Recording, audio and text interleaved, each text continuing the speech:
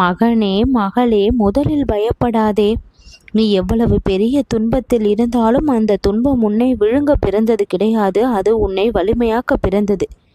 இன்று நீ உணரும் சோர்வு, உறவுகளால் ஏற்பட்ட காயம், பணத்தால் வரும் அழுத்தம், உனக்குள்ளே யாருமே சொல்ல முடியாத அளவு ஏற்பட்ட வேதனை, இவை அனைத்துமே மாற்றத்தின் முன்னறிவிப்பு தான். நீ நினைப்பது போல கடைசி அல்ல, இது ஆரம்பம். உன் துன்பம் உனக்கே தெரியும், ஆனால் அதைவிட நன்கு எனக்கு தெரியும். நீ எவ்வளவு புன்னகைத்து கொண்டு வெளியில் நடந்தாலும் உள்ளே எவ்வளவு அழுகின்றாய் என்பதை நான் அறிந்தவன்.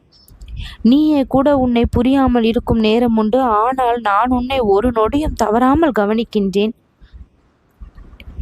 நீ வலிமையானவள் என்பதால் வாழ்க்கை உன்னை இப்படி சோதனை செய்வது இல்லை.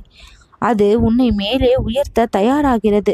ஒவ்வொரு பெரிய ஆசிர்வாதத்திற்கும் முன் சிறிய குழப்பம் வரும். ஒவ்வொரு வெளிச்சத்துக்கும் முன்னும் கடினமான இருட்டு வரும்.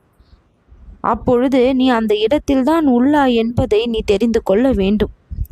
போராடாதே, பொறுத்திரு என்று நான் சொல்கின்றேன். நீயும் போராடி பார்த்தாய், அழுது தீர்த்தாய், கத்தினாய், எல்லாவற்றையும் முயற்சி செய்தாய். ஆனால் இப்பொழுது நீ செய்ய வேண்டியது ஒரே ஒரு விஷயம் மட்டும்தான்.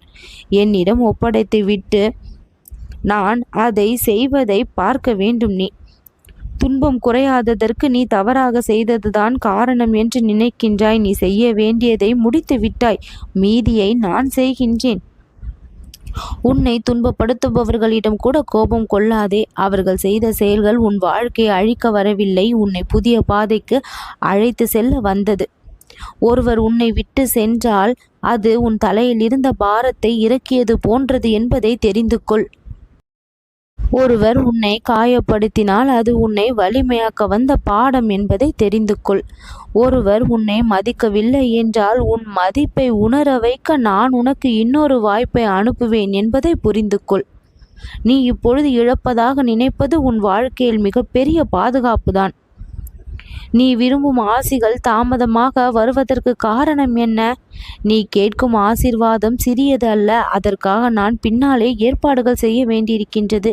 நீ கேட்கும் விஷயம் ஏற்படாதது நான் மறுத்ததால் அல்ல, நீ கேட்டதை காட்டிலும் மேலானதை கொடுக்க நான் தயாராகி இருப்பதால் தான்.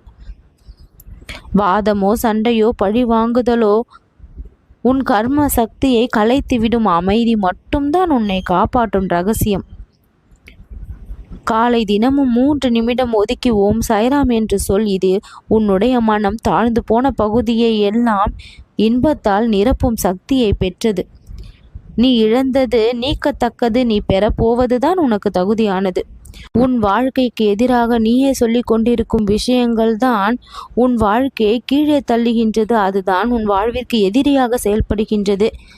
நம் வாக்கும் சொல்லும் எப்படி இருக்கின்றதோ அப்படிதான் நம் வாழ்க்கையும் இருக்கும்.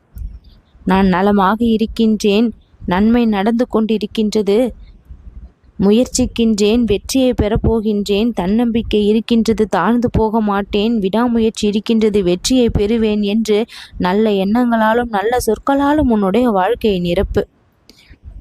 நான் வருத்தப்பட போவது இல்லை, வருத்தப்பட்டாலும் என்னை தாங்கி கொடுக்க, தோள் கொடுக்க, தட்டி கொடுக்க சாய இருக்கின்றேன் என்பதை உள் சுவாசமாக நினை. இழந்தது அனைத்தையுமே மீண்டும் நீ வேறொரு ரூபத்தில், வடிவத்தில் பெரிய நன்மையாக பெறப்போகும் காலம் இது. நல்லது நடக்கும்.